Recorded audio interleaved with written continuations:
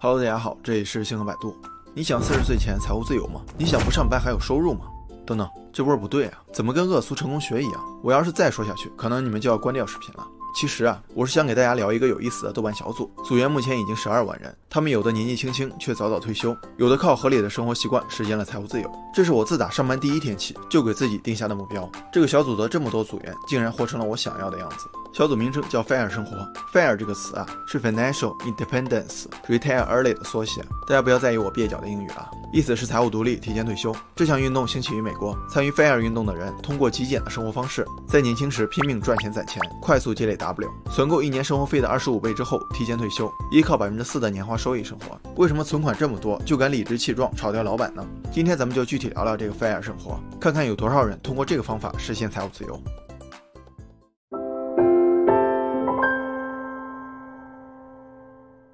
咱们先来算一下25倍这个数字。假如你一个月生活费是1万块钱，一年就是12万，25倍是300万，300万乘以4%的年化收益率刚好是12万，也就是每年的利息够你的生活费了。当然，这个4%不是固定的，毕竟投资收益有波动，每年还有不同比例的通货膨胀率。FIRE 这个概念最早诞生于1992年的一本畅销书《Your Money or Your Life》，翻译过来是富足人生，要钱还是要命。书的2个核心观点：一，钱就是生命，你上班就是用生命来换取金钱，所以你在大手大脚买东西的时候，应该用生命中的几个小时、几天甚至几个月来衡量。这么看的话，败家不叫败家，叫自杀。二，很多人把赚钱这个手段跟过上好日子这个目的混为一谈，这也是很多老板喜欢画的饼。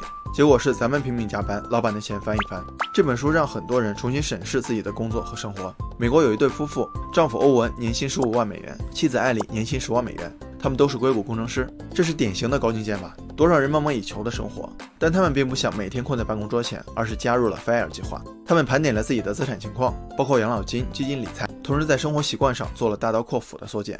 每个月只在外面吃1-2顿饭，把原来的车换成更省油廉价的车。另外，他们的4居室房子自己住一间，剩下的3个卧室都租了出去，这样还不用还房贷。最后，他们还开通了个人网站，分享自己的 FIRE 经验，制作成课程收费。现在2人成功 FIRE。除了欧文夫妇，据说美国已经有超过45万人加入了 FIRE 运动。这跟咱们印象中的举债大国好像不太一样。你可能会说，他俩都是高收入人群，真把自己的生活质量降几个档次，钱很快就省下来了。但 FIRE 不只是高收入玩家的游戏，根据生活方式和未来期望 ，FIRE 可以分为4大类。一，肥火，就是储蓄充裕，财务状况很好，退休也不用降低生活质量。二，瘦火，储蓄收益只够维持基本生活，这类人要换成极简主义的生活方式。三，咖啡师火，辞职了，但是还得通过某种兼职来增加收入，努力攒钱的FIRE追随者，很多是自由职业者。四，海岸火，储蓄已经能够满足生活开销，但是出于兴趣也在兼职做某些工作，比如艺术创作。可以看出啊，咖啡师火还是相对比较容易达成的。而 FIRE 生活小组很多成员也是这一类，所以 FIRE 运动并不是高端玩家的专利，像我这种屌丝级玩家也是可以尝试的。有个28岁已经 FIRE 3年的设计师就属于咖啡师火，存款达不到 FIRE 标准，但有着非常自律的生活习惯。辞职后回到郊区老家的老房子居住。作为一个女生，一年的服装消费不超过5000元，护肤品基本不买，每周学英语、画画，还打理自己的小花园，这些也为她增加了一些额外收入。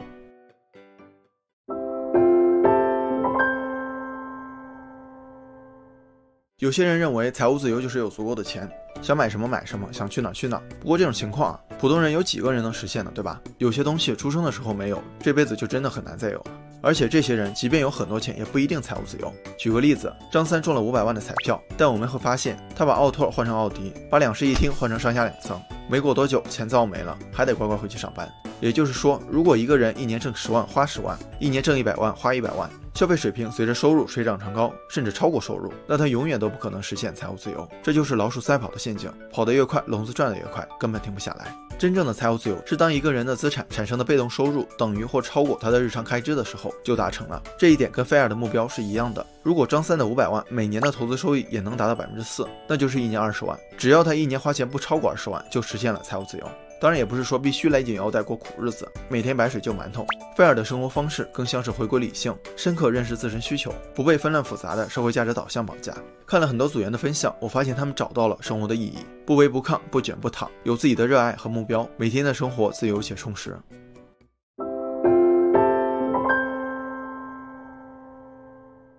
咱们再回到大家比较关心的年消费支出25倍的储蓄这个事儿，300万呢，听上去确实不是小目标。不过这个数字并不是固定的，而是根据具体的消费水平和生活方式来定的。比如张三在上海，每年所有的支出假设是40万，那得存够1000万。李四在一个4线城市，每年支出假设是5万块钱，那只需要存够125万就够了。所以咱们需要结合自身情况来制定FIRE计划。第一步，节流。说白了就是审视自己的日常消费、衣食住行之类的，用极简主义代替消费主义。克制欲望不攀比。查理芒格说过，获得幸福的秘密就是提高能力，降低欲望。很多时候并不是咱们不够优秀，而是想要的远比拥有的多。消费欲望也大都是攀比引起的，别人买 iPhone 我也得买，别人玩 Xbox 我也得玩。现在看来是自我价值感低的表现。做人呢，最重要的就是开心，而攀比往往只会滋生嫉妒和焦虑。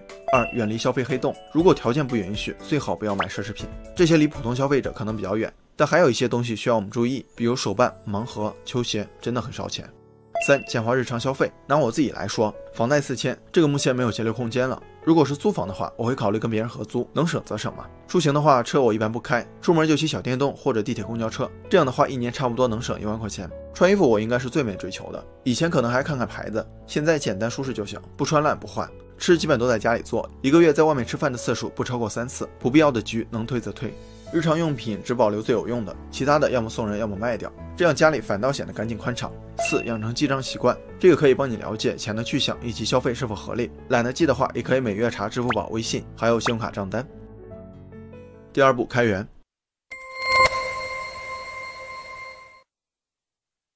就是增加你的财务能力，这里指的是被动收入，就是不干活也能获得的收入。下面分享几个可以提高被动收入的方式，当然还是以我个人情况来定的，不代表普遍情况。房产，在有房产的情况下可以考虑出租，像上面硅谷夫妇一样，不过咱们的租售比要低得多，像我们这里房贷6000的，整套租出去也才3-4千。投资理财，这个就是很多人玩的股票、基金、理财产品之类的。股票虽然收益高，但风险也最大，而且人们不是常说 A 股是7亏2平1赢吗？所以一定要慎重，普通人不建议盲目尝试。基金相对来说要稳健一些，部分基金的盈利还是不错的，因为我是新手，所以就用最笨的方法定投，我发现保持在4%以上的收益还是没问题的。还有理财产品和银行定期存款，当然要更保险一些，不过如果钱少的话，收益率也比较低，达不到4%的标准，有些应对通货膨胀都是问题，也就是相当于钱越存越少。副业种类比较多，但最好是可以通过前期积累之后有长期收益的，比如绘画写作、摄影作品，或者跟我一样做自媒体，这个要有耐心，前期可能要蓄力很长时间，所以最好是自己喜欢做的事情，坚持下来收益还是很可观的。我一个朋友出于兴趣写影评，后来自己做公众号，1年也能挣10几万，而且用业余时间做自己喜欢的事儿，还能带来收益，想想都开心，对吧？我自己正在通过这2个方法慢慢积累，养成更理性审慎的生活习惯。虽说财务自由依然是个很难实现的目标，但至少通过 FIRE 用对方式，知道朝哪儿走，怎么走，不再像之前一样就是埋头赚钱，到头来钱也花了，时间也没了。